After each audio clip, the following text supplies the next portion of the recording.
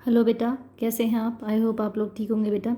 आज हम अपने क्लास 10 के चैप्टर 2 अम्ल क्षारक और लवण का पार्ट 3 देखने वाले हैं। अभी तक बेटा हम लोगों ने इस चैप्टर में जो बात की है कि अम्ल क्या होते हैं, क्षारक क्या होते हैं और कैसे वो सूचक क्या होते हैं, किस सूचक के साथ वो कैसा कलर देते हैं, अभी तक हमने इस बारे में इस चैप्टर में बात कर चुके हैं।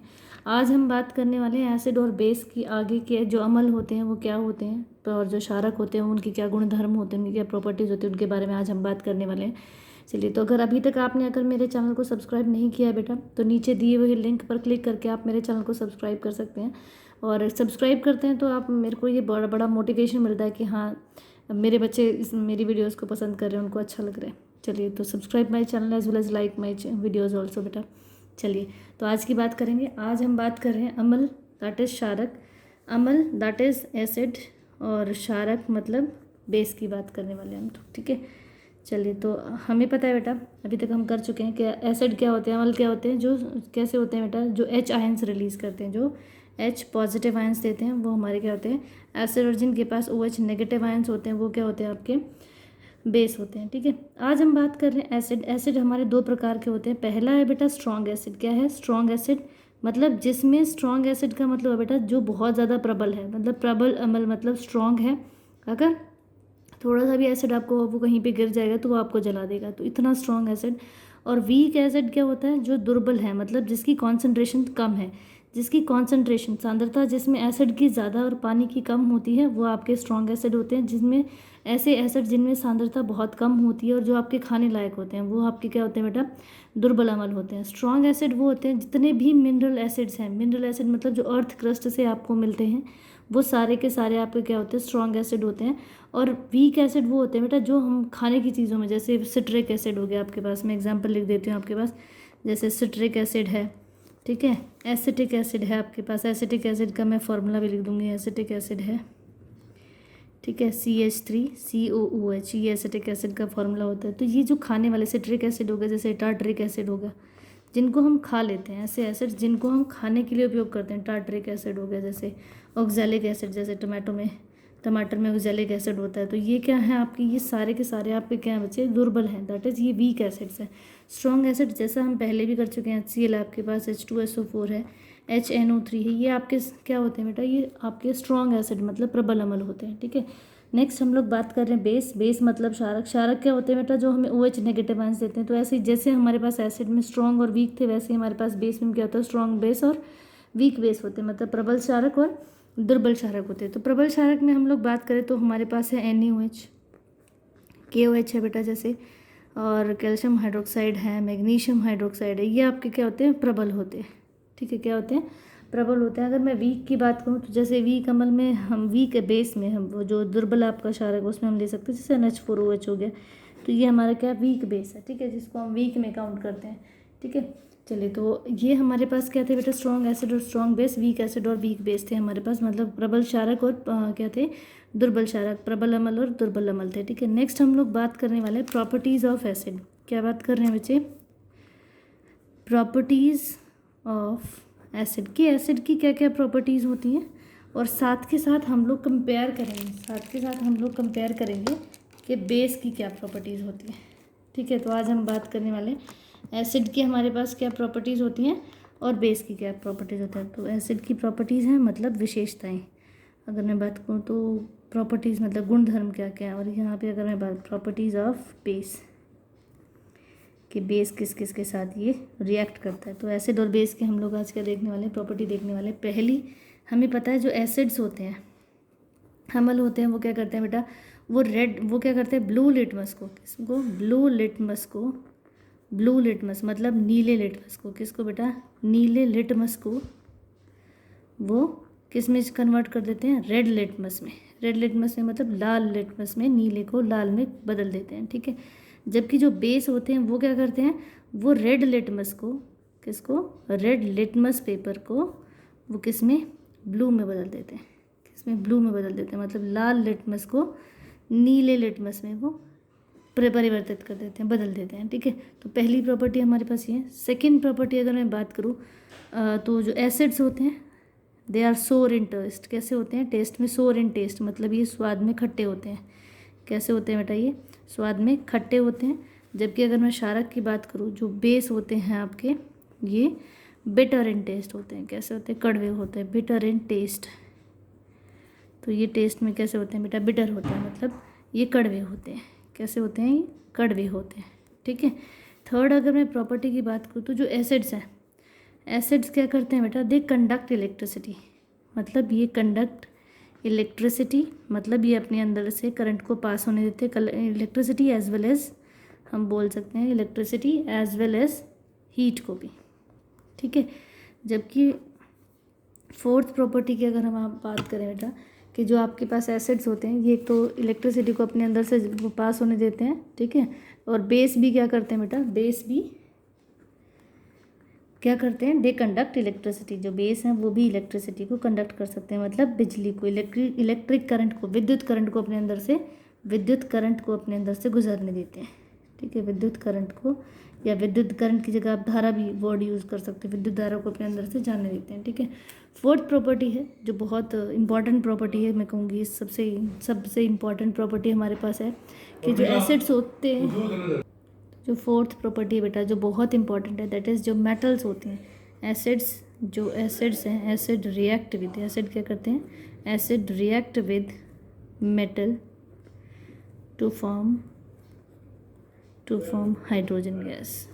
ये क्या करते हैं? जितने भी आपके पास एसिड्स होते हैं, ये मेटल के साथ, मेटल मतलब धातु के साथ, मेटल का मतलब क्या होता है बेटा? ये धातु के साथ रिएक्ट करते हैं, मतलब अभिक्रिया करके ये हाइड्रोजन गैस निकालते हैं। कौन सी गैस प्रोड्यूस करते हैं?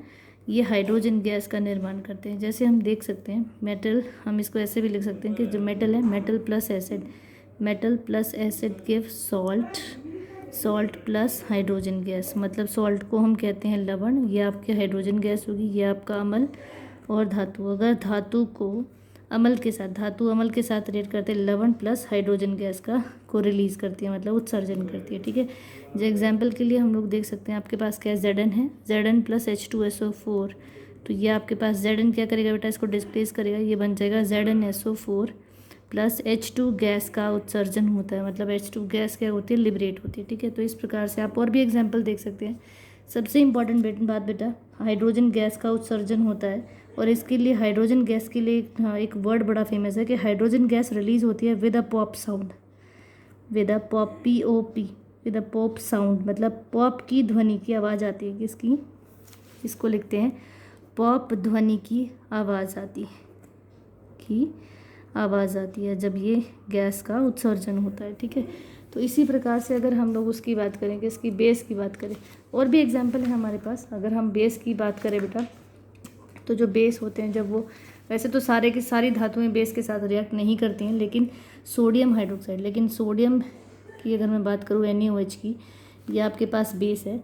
जब इसको जिंक के साथ डाला जाता है तो ये क्या बनाता है? तो ये बनाएगा सोडियम जिंकेट। क्या बनेगा? इसको हीट करने से, ठीक है, हीट करने से क्या बनेगा? Sodium zincate. और सोडियम जिंकेट का फॉर्मूला होता है Na2ZnO2, Na2ZnO2। ये हमारे पास क्या है? सोडियम।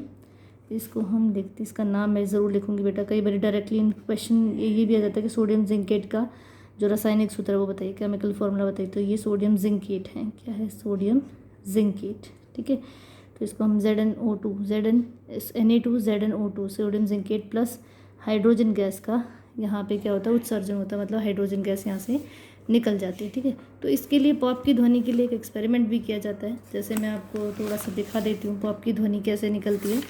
यहाँ पे हमारे पास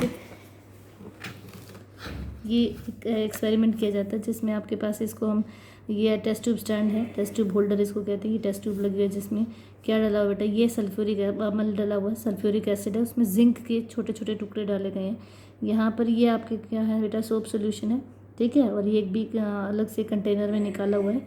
इसको एक ट्यूब के ज़रिए, एक पाइप के ज़रिए इसमें कनेक्ट किया हुआ है, ठीक है। तो जब यहाँ से जैसे ही जिंक को डाइल्यूट H2SO4 में ऐसा अमल में डाला जाता है, तो यहाँ से गैस निकलती है, हाइड्रोजन गैस। और ये गैस इस डिलीवरी ट्यूब के थ्रू, डिलीवरी ट्यूब मतलब जो निकास नली होती है, इसके थ्रू कहाँ जाएगा? सोप सोल्यूशन में। और जब ये साबुन के सोल्यूशन में जाएगा, सोप सोल्यूशन में जाएगा, तो यहाँ से बुलबुले निकलेंगे। जो गैस यहाँ बुलबुलों की फॉर्म में आ रही थी, वो यहाँ भी क्या बनाएगी? बुलबुले बनाएगी। और इन बुलबुलों के पास जब बर्निंग कैंडल, आप कोई कैंडल या मोमबत्ती, मतलब जलती हुई मोमबत्ती लेके जाते हो, तो वो बुझ जाएगी। लेकिन बुझेगी तब ऐसे पॉप की आवाज़ आएगी और ये बुझ जाएगी, मतलब ये ब्लो ऑफ हो जाएगी, ठीक है। तो ये हाइड्रोजन के लिए पॉप की जो साउंड हम बार बार बोल रहे हैं कि पॉप की साउंड आती है, उसके लिए टेस्ट भी कराया जाता है, ठीक है बेटा।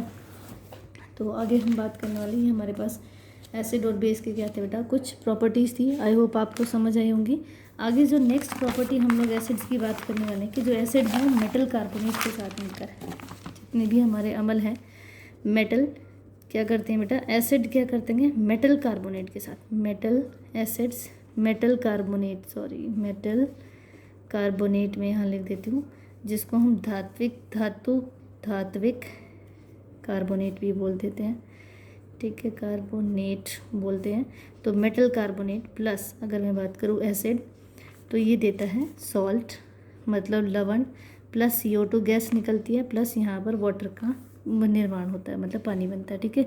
तो धात्विक कार्बोनेट है, जब इसको अम्ल के साथ, ये रिएक्शन याद रखनी है, जब धात्विक कार्बोनेट को अम्ल के साथ रिएक्ट कराया जाता है तो यहाँ पे लवण बनता है, CO2 गैस रिलीज़ होती है और वाटर मतलब पानी H2O बनता है, ठीक है। एक रिएक्शन हम लोग देख लेते हैं, बहुत कॉमन रिएक्शन है, Na2CO3 प्लस 2HCl। क्या है, Na2CO3 प्लस 2HCl गिव्स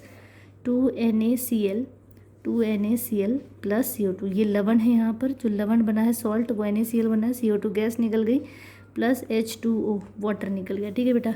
एक तो ये रिएक्शन, दूसरी हम सोडियम हाइड्रोजन कार्बोनेट के साथ भी इसकी रिएक्शन देख सकते हैं, sodium hydrogen carbonate plus HCl हम लोग यहाँ ले रहे हैं, तो आपके पास फिर से NaCl बनेगा, क्या बनेगा, NaCl प्लस CO2 बनेगा और H2O वाटर निकल जाएगा, ठीक है। एक और बात यहाँ रखनी है बेटा, जैसे हमने पॉप की साउंड किसके लिए की थी, हाइड्रोजन गैस के लिए की थी, वैसे ही CO2 कार्बन डाइऑक्साइड के लिए क्या होती है, कार्बन डाइऑक्साइड के लिए भी हम लोग टेस्ट करते हैं कि कार्बन डाइऑक्साइड को गैस को कैसे पता चले कि कार्बन डाइऑक्साइड गैस है। इसके लिए जो टेस्ट होता है, ये टेस्ट आपको याद रखना है बेटा, ये रिएक्शन कई बार आ जाती है। कैल्शियम हाइड्रोक्साइड लेते हैं, कैल्शियम हाइड्रोक्साइड के ऊपर जब CO2, कैल्शियम हाइड्रोक्साइड होता है बेटा, ये होता है बुझा हुआ चूना, क्या होता है, बुझा हुआ चूना होता है। जब बुझे हुए चूने के ऊपर आप क्या डालते हो, CO2 पास कराते हो, तो यहाँ से कैल्शियम कार्बोनेट बनाता है, जो सफ़ेद रंग का होता है, जो वाइट कलर का होता है, ठीक है, जो वाइट कलर का होता है, कैल्शियम कार्बोनेट प्लस वाटर यहाँ पे बन जाता है, ठीक है। तो ये वाटर का निर्माण होता है। लेकिन अगर ज़्यादा, ये देखो एक ऑप्टिमम लेवल तक अगर CO2 पास कराई जाती है बेटा एक लेवल तक, तो वो कैल्शियम कार्बोनेट बनेगा सफ़ेद रंग का, ठीक है।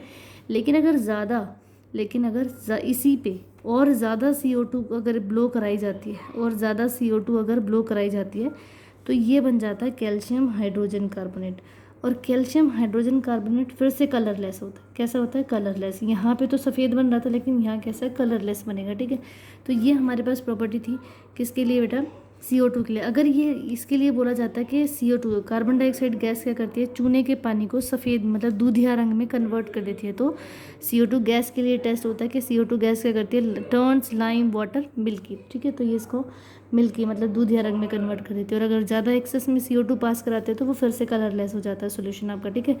जैसे मैं आपको दिखा देती हूँ, ये रिएक्शन है आपके पास, हमारे पास ये लाइम वाटर है, कैल्शियम हाइड्रोक्साइड है। जब इस पर CO2, ये जो ट्यूब है इसके थ्रू CO2 जब ब्लो कराई जाती है, मतलब इसके अंदर फूंक मारते हैं CO2 के लिए, तो ये सोल्यूशन कैसा हो जाता है, मिल्की हो जाता है। लेकिन ज़्यादा अगर CO2 पास कराते हैं तो ये वापस कलरलेस हो जाता है, ठीक है बेटा। तो आई होप आज की जो क्लास है आपको समझ आई होगी बेटा। आज के लिए इतना ही। अगर अभी तक आपने मेरे चैनल को सब्सक्राइब नहीं किया बेटा, तो नीचे दिए हुए लिंक पर क्लिक करके आप मेरे चैनल को सब्सक्राइब कर सकते हो, ठीक है। आई होप आपको समझ आएगा बेटा। Thank you.